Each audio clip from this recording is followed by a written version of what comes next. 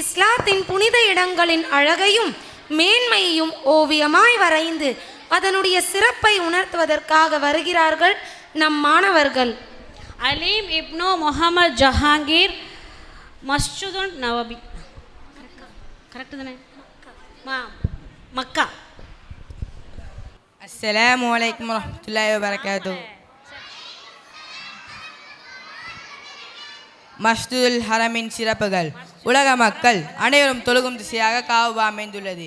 மனிதர்களாக அமைக்கப்பட்ட முதல் ஆலயம் பக்கா என்னும் மக்காவில் தான் உள்ளது. அது பரக்கத் மிக்கம் உலக மக்கள் யாவருக்கும் நேர் வழியாகி இருக்கிறது. ஆதம் அலைஹிஸ்ஸலாம் மக்காவில் தான் இறக்கப்பட்டார்கள். சோனத்திலிருந்து இறக்கப்பட்ட ஒரு பொருள் உலகில் உள்ளது. அது என்னவென்றால் ஹஜர் அஸ்வத் தான். அது காபாவில் ஒரு மூலையில் பதிக்கப்பட்டுள்ளது. அதை புதுப்பித்த இப்ராஹிம் அலைஹிஸ்ஸலாம் அவர்கள் மற்றும் இஸ்மாயில் அலைஹிஸ்ஸலாம் அவர்கள். அதை போர்த்தியிருக்கும் துணி கிஸ்வா எனப்படும். அது கருப்பு நிறமுடையது. தங்கம் மற்றும் வெள்ளி இலைகளால் அலங்கரிக்கப்படும். ஆண்டுதோறும் மாற்றப்படும். காபாவில் உட்புற தூண்களை தவிர வேறு எதுவும் இல்லை. இஸ்லாமியர்கள் அங்கு ஆண்டுதோறும் ஹஜ் மற்றும் உம்ரா பயணம் மேற்கொள்வார்கள். இங்கு தொழுதால் 1,00,000 நன்மைகள் கிடைக்கும். இதை காணும் பாக்கியத்தை வல்ல ரஹ்மான் உதவி செய்வானாக. அஸ்ஸலாமு அலைக்கும் வரஹ்மத்துல்லாஹி வபரகாத்துஹு. அடுத்ததாக முஹம்மது இம்ரான் இப்னு ஹுசைன், மஸ்ஜிதுன் நபவி. அதாவது இந்த பசங்க தான் இந்த வரைபடத்தையும் வரைஞ்சவங்க. இந்த பசங்க தான் அதுக்குண்டான சிறப்பையும் எடுத்து சொல்கிறாங்க. அஸ்ஸலாமு அலைக்கும் வரஹ்மத்துல்லாஹி வபரகாத்துஹு. மஸ்ஜிதுல் நபவி சிறப்புகள். மஸ்ஜிதுல் நபவி முகமது நபி ஸல்லல்லாஹு அலைஹி வஸல்லம் அவர்களால் ஹிஜ்ரத் பிறகு கட்டப்பட்டது. மஸ்ஜிதுல் ஹரமுக்கு அடுத்ததாக இது இரண்டாவது சிறப்புமிக்க மஸ்ஜிதுக்கும் இந்த பள்ளிவாசலே. மஸ்ஜிதுல் நபவி தொழும் ஒரு தொழுகை மற்ற பள்ளியும் தொழும் தொழுகையை விட 1000 மடங்கு நன்மை பெற்று தரும். முகமது நபி ஸல்லல்லாஹு அலைஹி வஸல்லம் அவர்களால் ஹிஜ்ரத் அடக்கஸ்தலம் மற்றும் அவர்களின் தோழரான அபூபக்கர் சித்திக் ரலியல்லாஹு அன்ஹு மற்றும் உமர் ரலியல்லாஹு அன்ஹும் அவர்களின் அடக்கஸ்தலமும் இங்கே தான் உள்ளது. மனதிற்கு அமைதி அளிக்கும் இடமாகவும் ஈமானை பலப்படுத்தும் மஸ்ஜிதாகவும் இது அமைந்துள்ளது. இதை நேரில் காணும் பாக்கியத்தை வல்ல ரஹ்மான் நம் அனைவருக்கும் தந்து அருள் புனிவானாக. அஸ்ஸலாமு அலைக்கும் வரஹ்மத்துல்லாஹி வபரகாத்துஹு. அடுத்ததாக ஹனீஃப் ரஹ்மான் இப்னு ஹர்ஷிக் ரஹ்மான், பைத்துல் அக்ஸா. அஸ்ஸலாமு அலைக்கும் வரஹ்மத்துல்லாஹி வபரகாத்துஹு. மஸ்ஜிதுல் அக்ஸா பைத்துல் முகத்தஸ் இஸ்லாத்தின் 3வது புனிதமான பள்ளிவாசலாகும். இது முதல் கிப்லாவாகவும் நபி ஸல்லல்லாஹு அலைஹி வஸல்லம் அவர்களின் இஸ்ரா மற்றும் மேராஜ் பயணத்தின் வரலாற்று சிறப்புமிக்க இடமாகவும் இறை அருள் நிறைந்த பூமியாகவும் இருக்கிறது. மஸ்ஜிதுல் அக்ஸாவின் சிறப்புகள். நபி ஸல்லல்லாஹு அலைஹி வஸல்லம் அவர்களும் முஸ்லிம்களும் காபாவை நோக்கி தொழுதற்கு முன் சுமார் 16-18 மாதங்கள் மஸ்ஜிதுல் அக்ஸாவை நோக்கியே தொழுதார்கள். மக்காவில் உள்ள மஸ்ஜிதுல் ஹரம், மதினாவில் உள்ள மஸ்ஜிதுல் நபவிக்கு அடுத்தபடியாக சிறப்பில் 3வது இடத்தில் இருப்பது மஸ்ஜிதுல் அக்ஸா. நபி ஸல்லல்லாஹு அலைஹி வஸல்லம் மக்காவிலிருந்து இந்த பள்ளிவாசலுக்கு வந்து இங்கிருந்து தான் விண்ணுலக பயணமான மெஹராஜ் சென்றார்கள். குர்ஆனில் 17வது அத்தியாயம் 1வது வசனத்தில் அல்லாஹ் இந்த பள்ளிவாசலின் சுற்றலையை பரக்கத் நிறைந்ததாக சொல்கிறான். காபா கட்டப்பட்டு 40 ஆண்டுகளுக்கு பிறகு இந்த பள்ளிவாசல் கட்டப்பட்டதால் இது பூமியின் 2வது பள்ளிவாசல் மஸ்ஜிதுல் அக்ஸாவாகும். மஸ்ஜிதுல் அக்ஸாவில் தொழுவது மற்ற பள்ளிகளை விட பல மடங்கு வெகுமதி, அதாவது 500 மடங்குக்கும் அதிகமான வெகுமதி கிடைக்கும். இதை காணும் பாக்கியத்தை வல்ல ரஹ்மான் நம் அனைவருக்கும் ஆக்கி அருள் புரிவானாக. அஸ்ஸலாமு அலைக்கும் வரஹ்மத்துல்லாஹி வபரகாத்துஹு.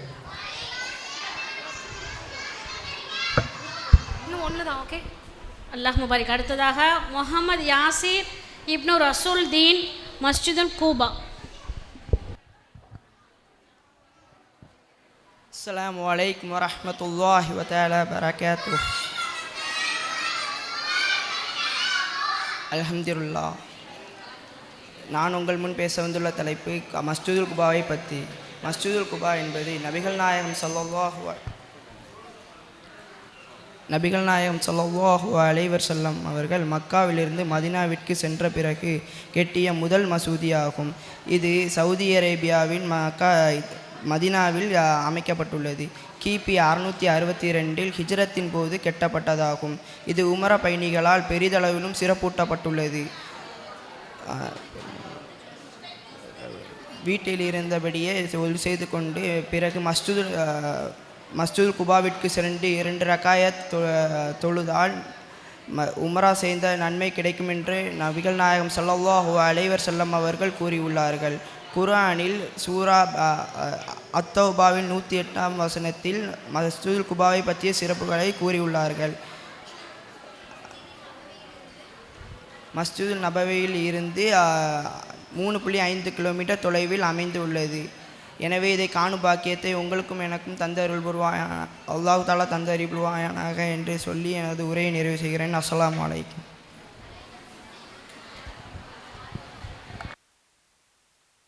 அல்லாஹும்ம பாரிக். நம்முடைய மதரசாவில் நேரடியாக படிக்கும் மாணவர்கள் மட்டுமல்ல, ஆன்லைனிலும் படிக்கக்கூடிய மாணவர்கள் உள்ளனர். அவர்களுடைய நிகழ்ச்சியை இப்பொழுது ஒரு சிறு காணொளி மூலமாக காணலாம்.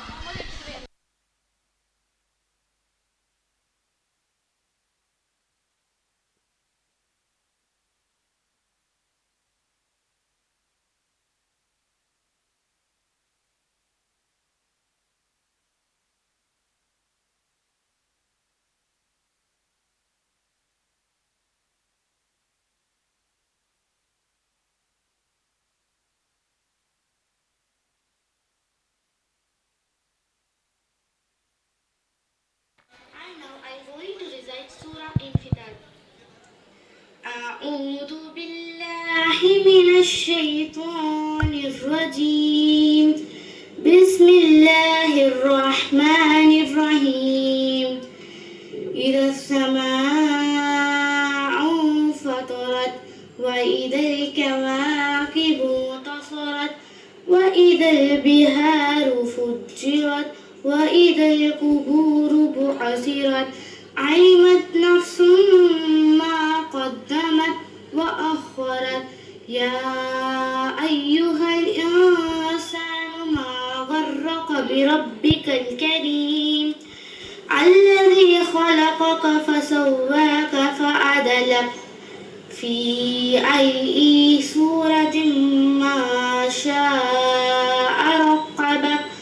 كلا بل تكذبون بالدين وإن عليكم لحافظين كراما كاتبين يعلمون ما تفعلون.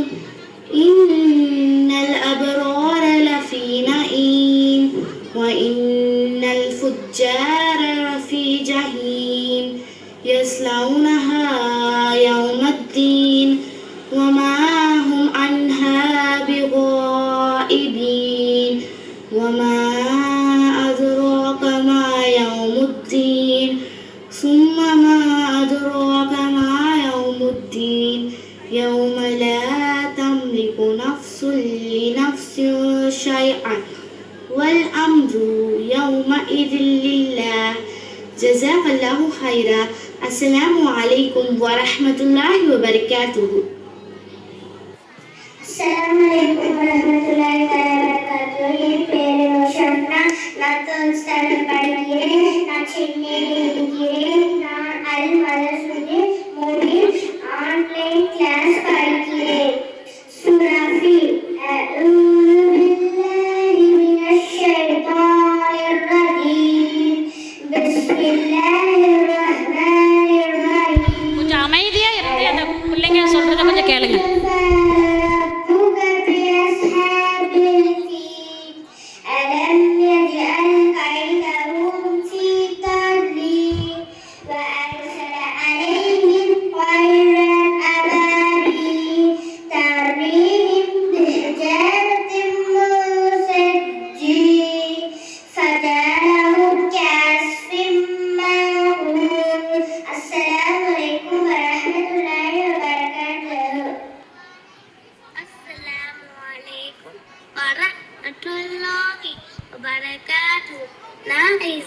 செகண்ட் ஸ்டாண்டர்ட் படிக்கிறேன். மதரசுல் முபீன் ஆன்லைன் ஸ்டூடெண்ட். சென்னையிலேருந்து ஓடுறேன். سورة الماعون. أعوذ بالله من الشيطان الرجيم. بسم الله الرحمن الرحيم. أرأيت الذي يكذب بالدين فذلك الذي يدع اليتيم ولا يحض على طعام المسكين وويل للمصلين الذين هم عن صلاتهم ساهون الذين هم يراءون ويمنعون الماعون. அஸ்ஸலாமு அலைக்கும் வரஹ்மத்துல்லாஹி வபரகாத்துஹு. என் பெயர் ஆயிஷா. நான் 3ஆம் வகுப்பு படிக்கிறேன். அல் மதரசத்துல் முபீன் ஆன்லைன் கிளாஸ் வகுப்பு படிக்கிறேன். சூரத்துல் அன்-நபா. அஊது பில்லாஹி மினஷ் ஷைத்தானிர் ரஜீம். பிஸ்மில்லாஹிர் ரஹ்மானிர் ரஹீம். அம்மா يتساءلون عن النبأ العظيم الذي هم فيه مختلفون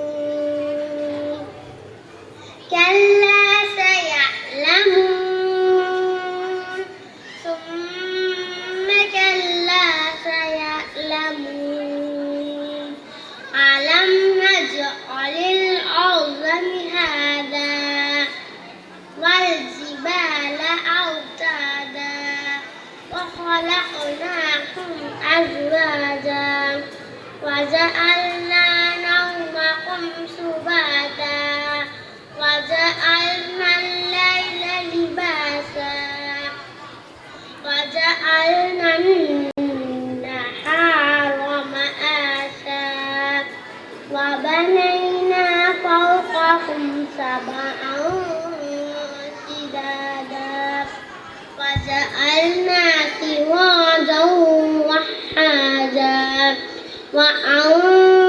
وأنزلنا من المحصرات ماء ثجاجا لنخرج به حبا ونباتا وجنات ألفافا إن يوم الفصل كان ميقاتا يوم ينفخ في الصور فتأتون أفواجا وفتحت السماء فكانت أبوابا وسيرت الجبال فكانت سرابا إن جهنم كانت مرصادا للطاغين مآبا لابثين فيها أحقابا لا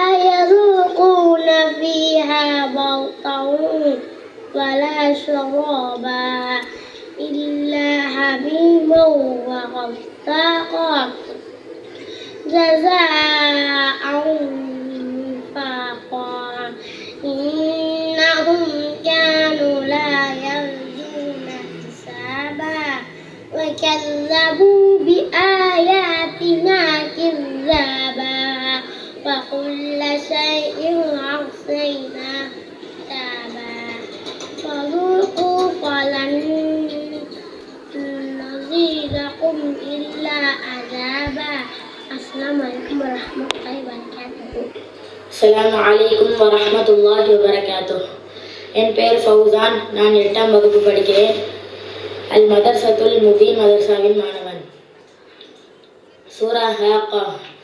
أعوذ بالله من الشيطان الرجيم. بسم الله الرحمن الرحيم. الحاقة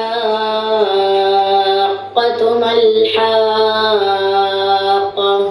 وما أدراك ما الحاقة كذبت ثمود وعاد بالقارعة فأما ثمود فأهلكوا بالطاغية وأما عاد فأهلكوا بريح صرصر عاتية سخرها عليهم 7 ليال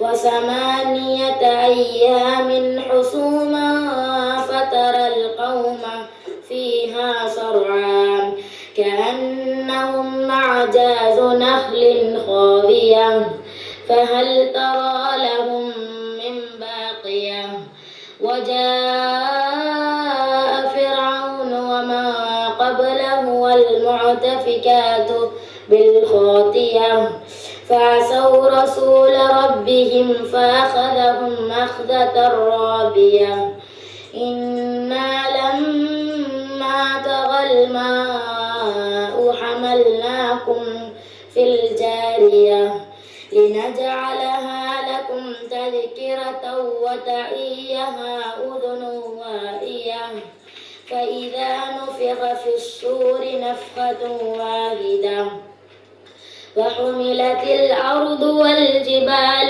فدكتا دكة واحدة فيومئذ وقعت الواقية وانشقت السماء فهي يومئذ واهية والملك على أرجائها ويحمل عرش ربك فوقهم يومئذ 8 يومئذ تعرضون لا تخفى منكم خافية فأما من أوتي كتابه بيمينه فيقول هاؤم اقرءوا كتابيه إني ظننت أني ملاق حسابيه فهو في عيشة راضية في جنة عالية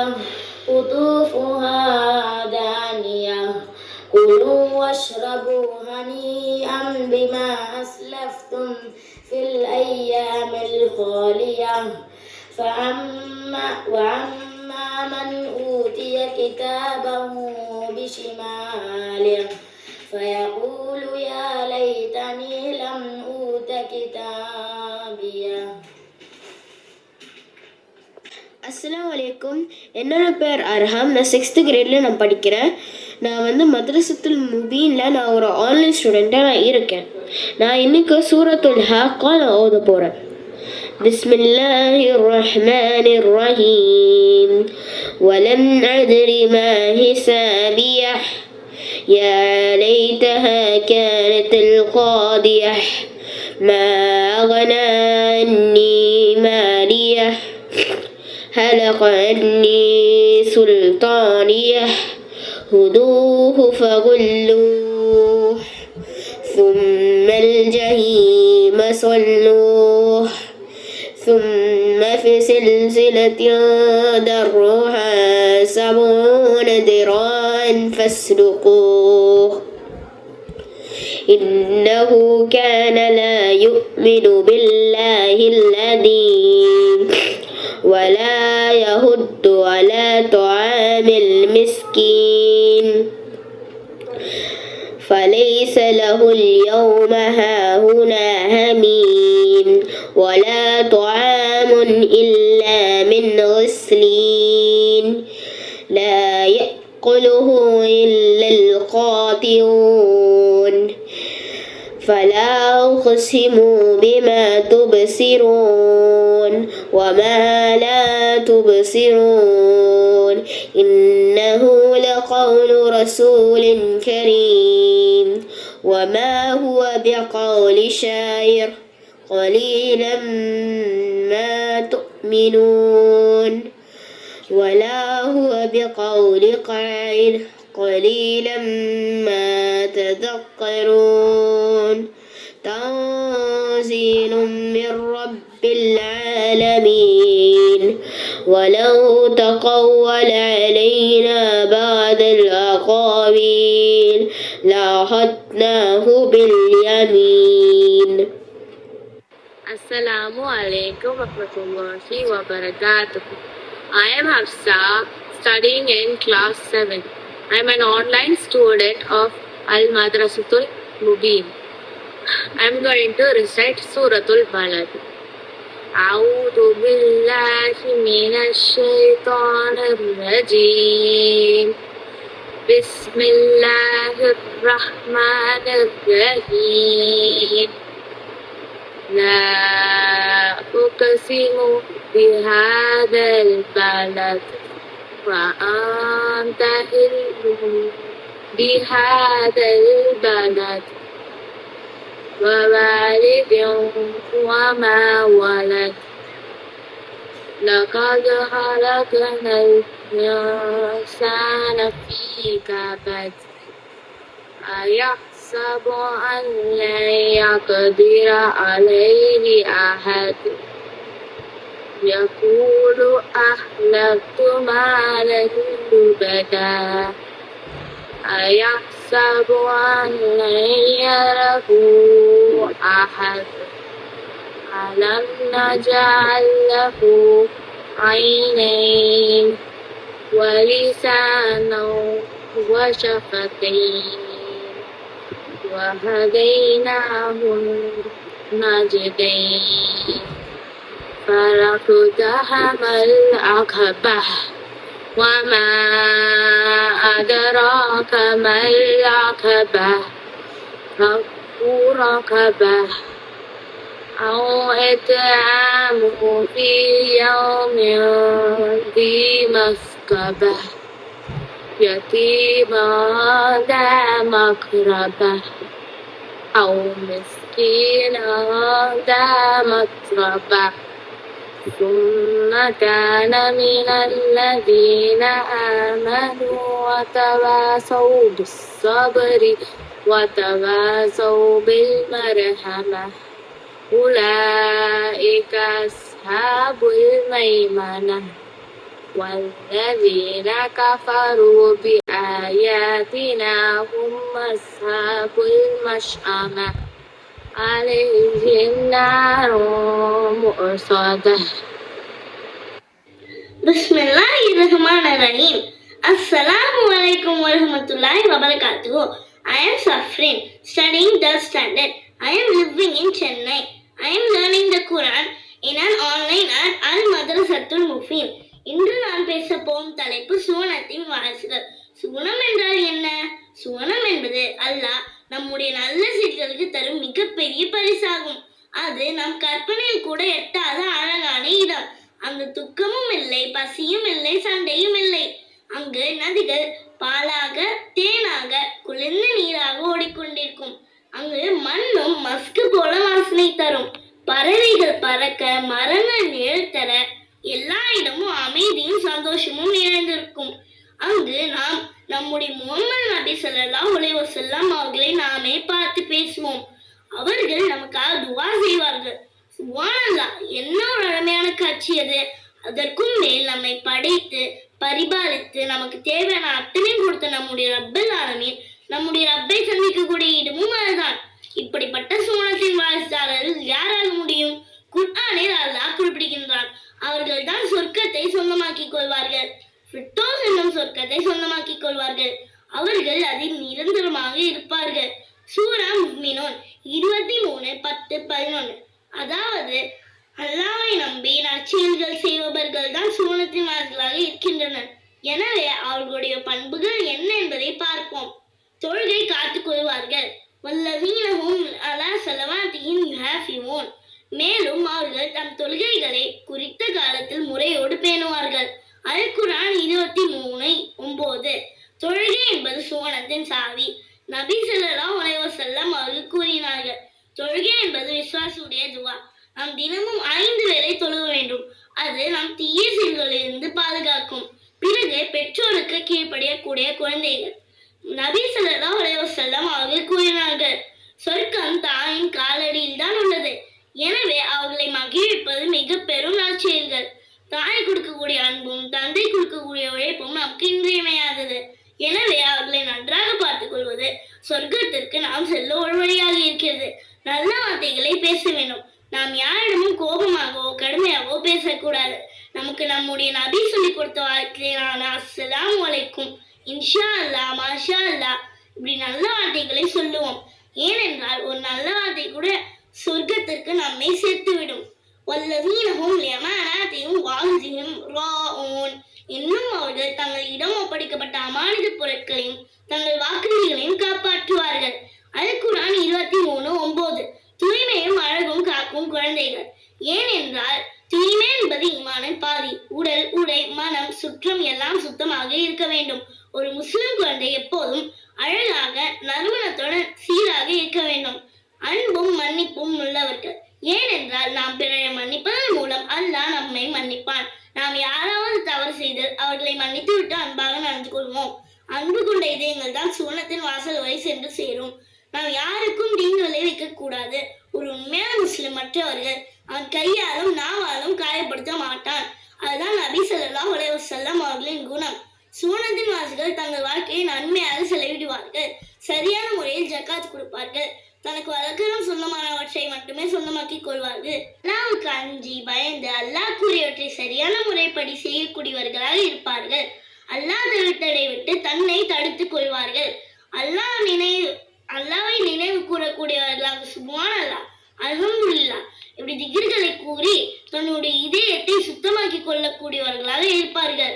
இப்படி இருக்கக்கூடிய மக்களே இவ்வுலகிலும் மறுமையிலும் அமைதியும் சுவனத்தையும் அடைவார்கள். ஏனென்றால் நம்முடைய முன்மாதிரி முகமது நபி ஸல்லல்லாஹு அலைஹி வஸல்லம் அவர்கள் சுவனத்தின் தலைவராக இருக்கிறார்கள்.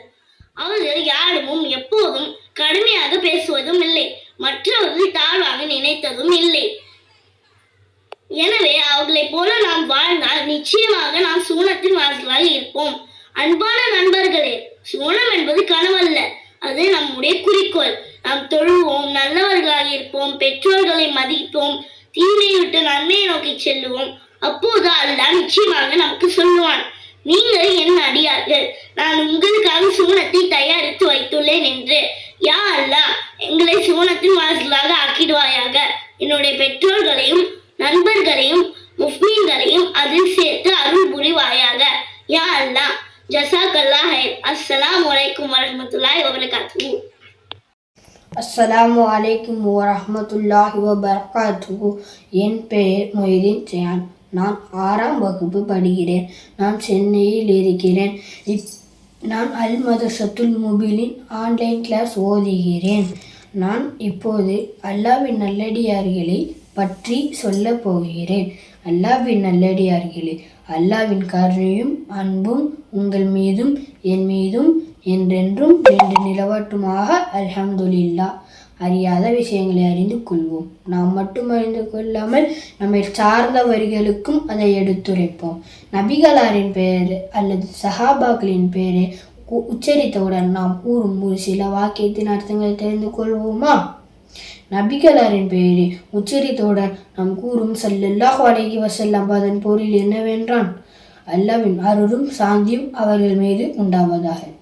நபிகளாருக்கு முந்திய தூதர்கள் நல்லோர்களின் பெயரை கூறியவுடன் நாம் கூறும் அலைஹிஸ்ஸலாம் என்றால் அவர்கள் மீது சாந்தி உண்டாவதாக என்பதாகும். நபி தோழர்களின் பெயரை உச்சரித்தவுடன் ரலியல்லாஹு அன்ஹு என்ற வாக்கியத்தின் அர்த்தங்களை அல்லாஹ்வின் அருள், அல்லாஹ் திருப்தி அடைவனாக என்பதாகும். நபியே மனைவியர் மற்றும் தோழியர்களின் பெயரை கூறியவுடன் நாம் கூறும் ரலியல்லாஹு அன்ஹா என்றால் அவர்கள் மீது அல்லாஹ் திருப்தி அடைவனாக என்பதாகும். மரணித்து விட்ட அறிஞர்கள் பெரியவர்களின் பெயரை உச்சரித்தவுடன் நாம் கூறும் ரஹிமஹு அல்லாஹ் என்றால் அவர்கள் மீது அல்லாஹ் கருணை காட்டுவானாக என்பதாகும். தெரியாத விஷயங்களை தெரிந்து கொண்டு அதை பிறருக்கும் எடுத்துரைத்து அல்லாஹ்வின் அருளை பெறுவோம். அஸ்ஸலாமு அலைக்கும் வரஹ்மத்துல்லாஹி வபரகாத்துஹு.